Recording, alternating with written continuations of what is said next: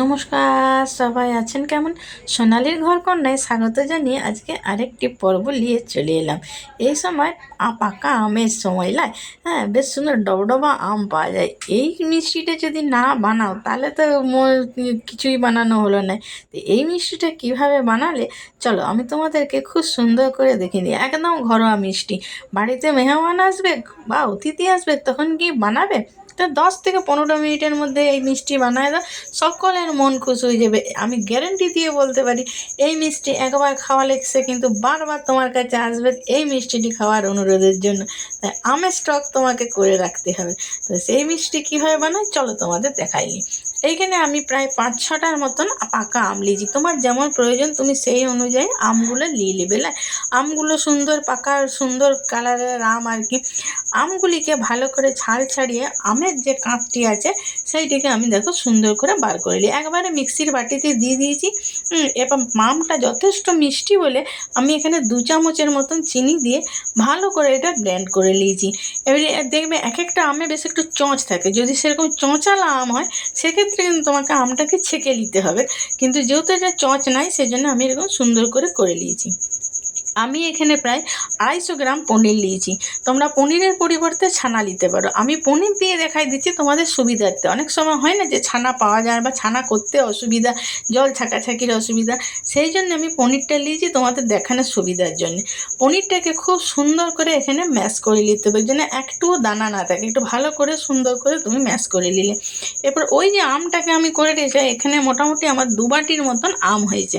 ওই যে পনিরটাকে সুন্দর করে মেখেছি তার সঙ্গে আমি এখানে এই পুরো আমটাকে এখানে পুরো 2 বাটি আম এখানে দিয়ে দিলাম।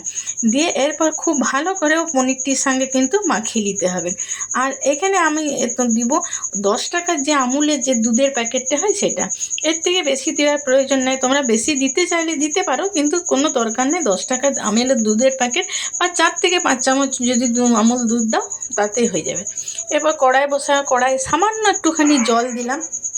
জল দিয়ে এখানে খুব সামান্য প্রায় ওই 1.5 কাপের মতন আমি এখানে লিকুইড দুধ দিলাম, যেটা একদম রুম টেম্পারেচারে থাকবে, সেই রকম খুব ঠান্ডা বা গরম কোনো ধরনের। জলটা দেওয়ার কারণ হচ্ছে যেন কোনোভাবে তলে না লেগে যায়, সেই জন্যই আমার এখানে দেওয়া। এরপরে এটাকে খুব ভালো করে এটাকে নাড়তে হবে।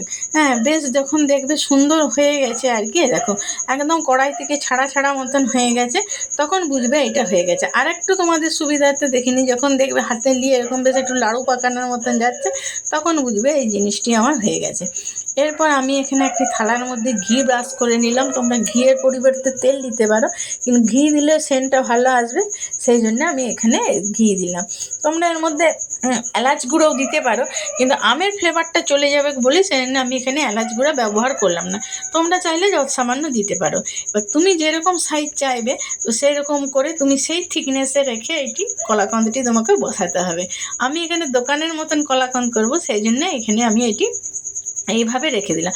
মিনিট 10-এর মধ্যে মোটামুটি ঠান্ডা হয়ে যাবে। এবার তুমি যেরকম ইচ্ছে তুমি সেরকম সাইজ করে এখানে এটা কেটে নিতে পারো। তা আমি তোমাদেরকে বলবো একবার অবশ্যই কিন্তু এটাকে বানাবে তোমরা বাড়িতে। এই সময় তোমার পাকা আম, একদম গাদা পাকা আম বাজার থেকে তোমার যেরকম প্রয়োজন তুমি সেই রকম অনুযায়ী আম নিয়ে আসবে। আর এগুলো তোমাদের যদি ভালো লাগে তাহলে কী করবে, একটা লাইক করবে, একটা কমেন্ট করবে, তোমার মূল্যবান মতামতিতে আমাকে এগিয়ে নিয়ে যেতে সাহায্য করবে এগুলো। আর বেশি যদি ভালো লাগে পাশে যে সাবস্ক্রাইবটা আছে সেই বোতামটা টিপে বেল ঘন্টাটা ডং করে বাজায় দেবে। আমি যখনই যে ভিডিওটা দেবো তখনই সেটা পেয়ে যাবে। আর বাড়িতে যদি অতিথি আসে, ঘরে হাতে বানিয়ে কিছু খাওয়াতে মন গেলে একবার এই রেসিপিটা অবশ্যই বানাবে আর কি। আমার কিন্তু কমেন্ট করে জানাবে যে এইটা বানিয়ে তোমাদের কেমন লেগেছে। আমি তোমাদের জন্য 200% বলছি, যাকে তুমি একবার খাওয়াবে সে তোমার কাছে এটা বারবার খাওয়ার জন্য অনুরোধ করবে, তোমার ঘরে আসবে কি আর কি, এবং তোমার কাছে রেসিপিটা জানতে চাইবে যে কেমন করে তুমি এটা বানালে।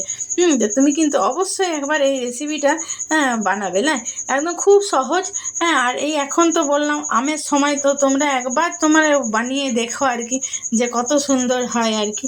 তো চলো, তো তোমরা এমনি করে বানাও, খাও, আমার সাথে সব সময়ের জন্য থেকে যাও।